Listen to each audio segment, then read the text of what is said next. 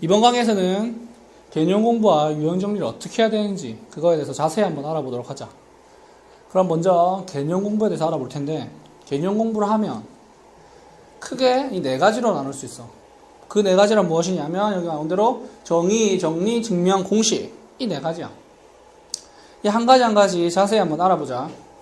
정의라 함은 어떤 용어의 뜻을 명확하게 정한 문장, 이렇게 나와 있는데 결국 이걸 한 단어로 요약을 하면 약속이야. 약속. 우리가 정한 약속. 무슨 말이냐면 수학적인 사실을 표현하기 위해서 우리가 약속으로 정한 거야. 정한 약속. 약속을 알다시피 약속에는 참과 거짓이 없어. 왜냐면 우리가 그렇게 하자고 한 거니까. 그냥 무조건 맞는 거야. 알겠지? 다음으로 정리. 정리라 하면 증명된 명제 중 기본이 되는 것. 기본이 되는 것. 이거 역시 한 단어로 요약을 해보면 성질이야. 성질. 네가 사탐이나 과탐 뭐 이런 탐구 공부할 때 제일 많이 외우는 게 뭐야? 어떤 국가의 성질, 뭐 물의 성질, 뭐 이런 것들 제일 많이 외우지. 그러니까 수학에서도 마찬가지로 이 정리를 가장 많이 외우고 가장 많이 써요. 많은 학생들은 실제로 공부를 가장 열심히 하는 부분이기도 하고. 이 정리에는 뭐가 있냐? 제일 중요한 게 뭐 있노? 피타고라스 정리지. 피타고라스 정리가 뭘까? B변, 즉 직각삼각형에서 A제곱은 B제곱 플러스 C제곱, 뭐 이런 걸 말하는 거야. 혹시 이 강의를 듣는 학생들 중에 피타고라스 정리 딱 얘기했는데 머릿속에 안 떠오른다는 학생, 바로 이 강의 꺼버리고 중학교 교과서부터 살펴봐. 알겠나? 이런 거 모르면 안 되는 거야. 다음으로 증명. 증명이라 하면 알고 있는 사실을 이용하여 명제가 참임을 밝히는 거, 이렇게 적혀있어. 딱 봐도 길지. 막 가슴이 막 조여와. 모르겠다. 너무 어렵다. 그래서 이 부분에 대해서는 뒤에서 자세히 설명해 줄게. 내가 봐도 증명 보면 막 가슴이 아파. 자, 다음으로 공식. 공식이라 하면 계산의 법칙을 문자와 기호를 써서 나타낸 식. 결국 여기서 중요한 포인트는 식이야. 식. 그럼 어떤 식이냐 하면 계산의 편의를 위해서 만들어낸 식이야. 계산의 편의를 위해서 만들었으니까 물론 이 공식이 없더라도 문제를 풀 수는 있어. 예를 들면 근의 공식을 잘 몰라.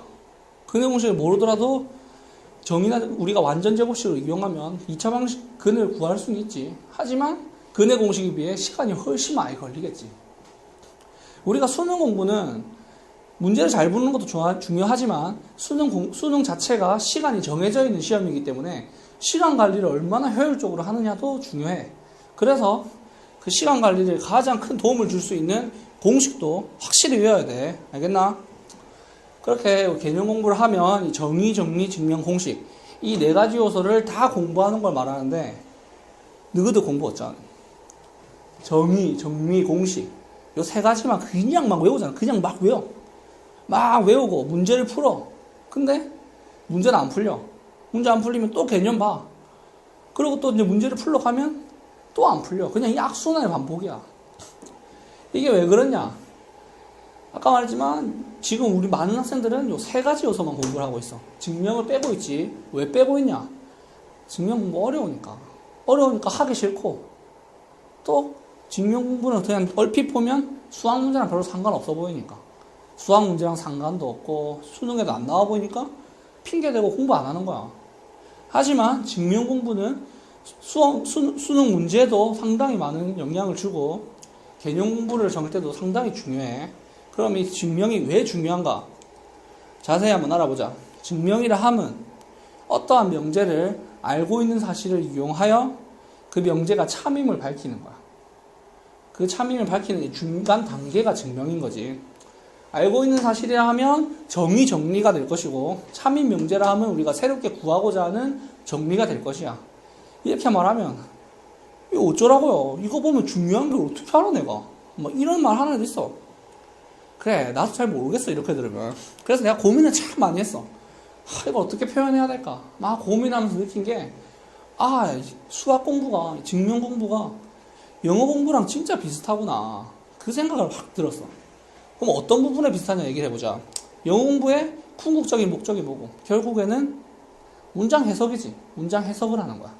그 문장 해석을 어떻게 해나가냐면 알고 있는 단어나 수거들을 문법이라는 중간 단계를 거쳐서 해석에 이르는 거지. 증명 공부도 똑같아. 그래서 알고 있는 사실이나 함은 영어 공부에서 단어나 수거가 되는 것이고 그 중간 단계인 문법은 증명이 되는 거야. 그리고 결론인 참인 명제는 문장 해석이 되는 거고. 이러니까 조금 이해가 되지.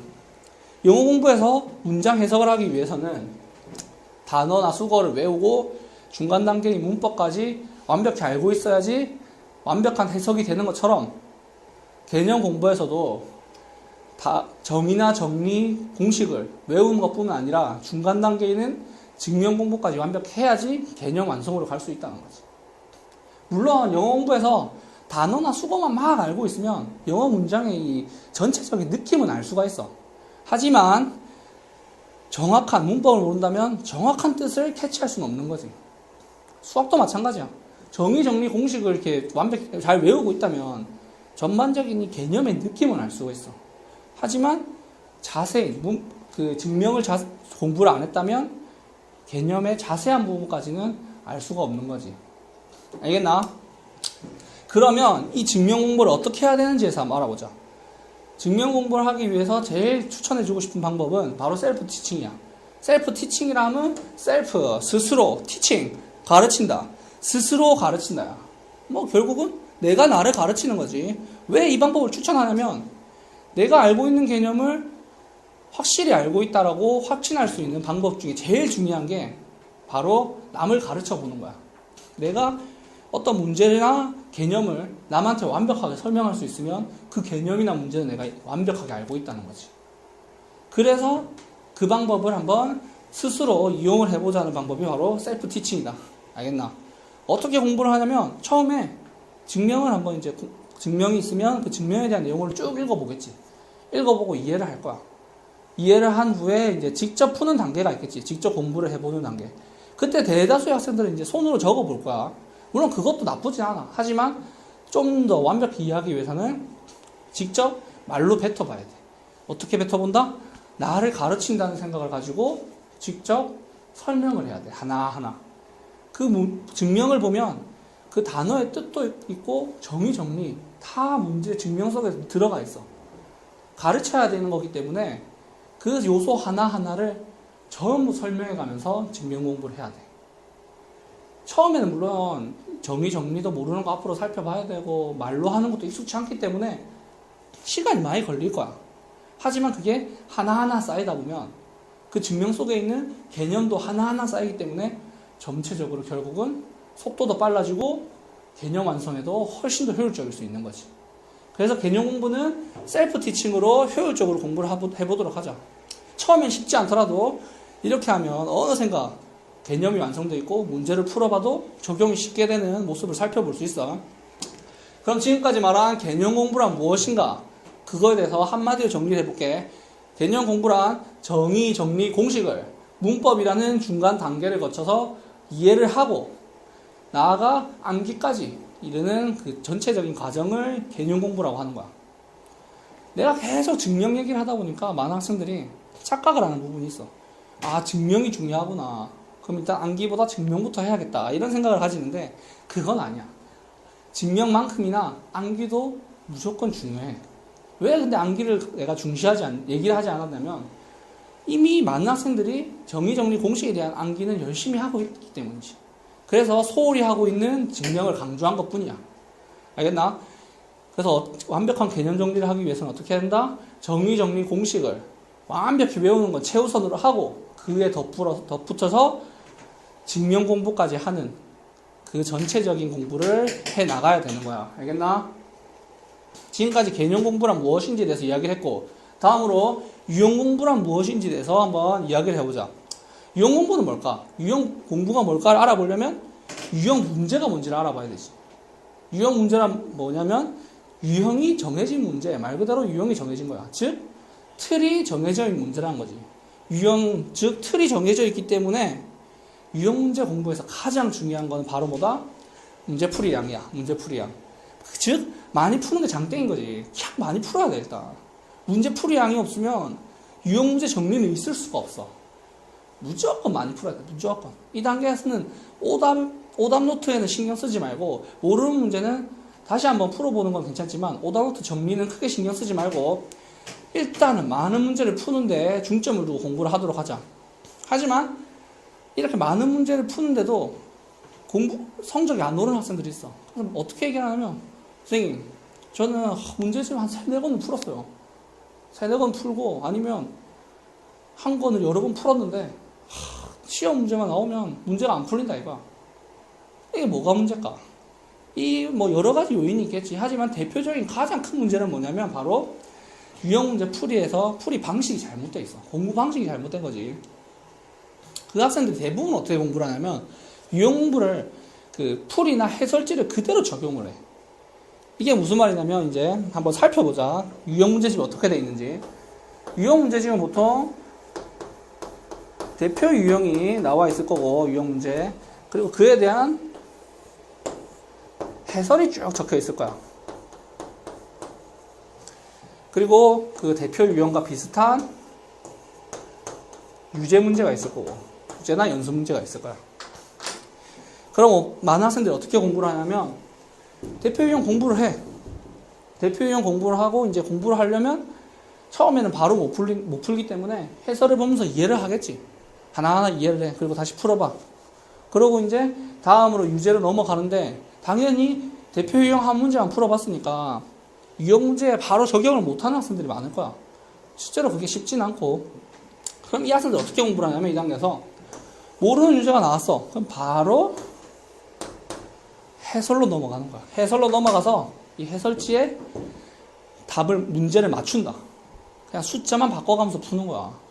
이렇게 되면 이 문제는 이해할 수 있어. 문제는 풀 수가 있지만 이 전체적인 이 문제의 유형 공부에는 전혀 도움이 되지 않는다는 거지. 그럼 어떻게 공부를 해야 되냐? 이까지 똑같아. 해설지를 보면서 이해하면서 푸는 거는. 그 다음에 이제 유제를 풀 때 모르는 유제가 나왔어. 그럼 어떻게 해야 되냐? 첫 번째, 개념을 다시 한번 살펴봐야 돼. 뭐 당연한 말이지만 모르는 부분이 나오면 개념 다시 한번 살펴봐야 돼. 개념이나 정리 보면서 이제 공식도 보면서 이 문제 어떻게 적용을 해야 될까 막 여러 가지 공부를 해봐야 돼. 생각을 막 해봐야 돼.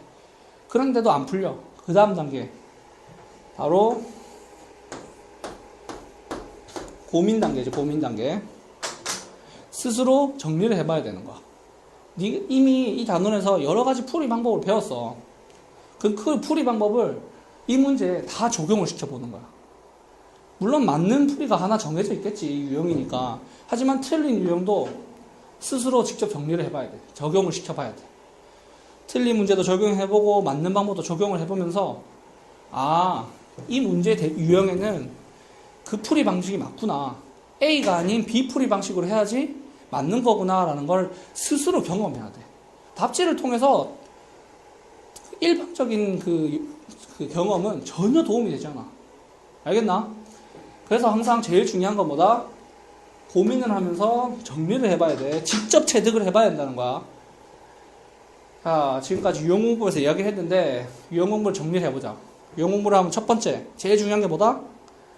무조건 문제 풀이량을 늘리자. 많은 문제를 풀어야 된다.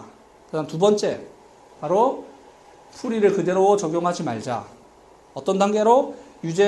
모르는 유제가 나오면 해설을 보는 것이 아니라 앞에 있는 개념을 보면서 적용을 한번 생각해보고, 그래도 안 풀리면 스스로 지금까지 배운 풀이들을 조금 귀찮지만 하나하나씩 다 적용해가면서 이 풀이가 맞는구나를 스스로 경험해보는 거야. 알겠나? 이렇게 하면 물론 공부 시간은 조금 늘어날 수 있지만 점점 하면 할수록 시간이 줄어들 거야. 공부하는 시간이. 이제 유형 정리가 되고 있다는 뜻인 거지. 유형 공부는 그렇게 해야 돼. 알겠나?